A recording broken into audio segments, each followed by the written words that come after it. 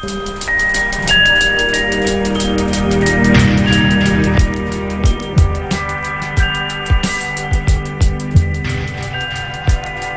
word miracle isn't really worth the same measure of marvel in heaven as it is on earth, because extraordinary happenings are commonplace in the promised land, so the precedent is modified. God itself decides that phenomena fairly fantastic in nature happen very rarely by standards set by the practicing masters of the spectacular arts in paradise.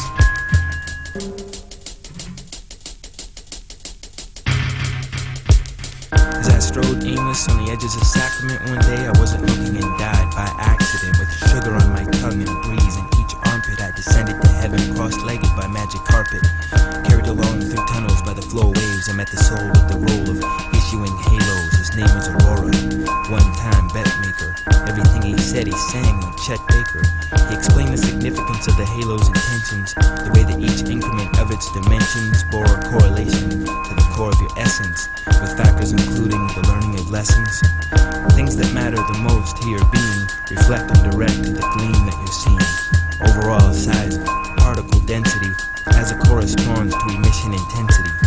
Well over 400 factors with gradients come into play with each new halo's radiance. With congratulations and repeating my name, he also assured me that no two are the same. It allows you a glimpse into each person's spirit without even having to come anywhere near it. So with Halo in place and my thankfulness pledged, my resident status in heaven was full-fledged.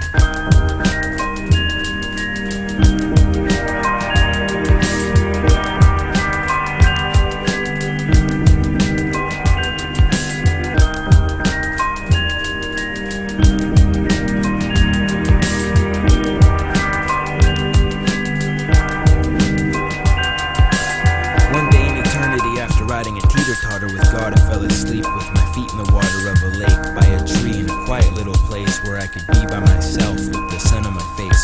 A little while later I awoke to a rumbling and opened my eyes to see a scene so humbling I couldn't quite catch my breath and my pulse doubled, cause the lake looked like it boiled as it bubbled, but instead of scalding my skin it was soothing, and it felt like only my imagination was melting and trickling into pools of fluid intuition as secret splendor came to fruition.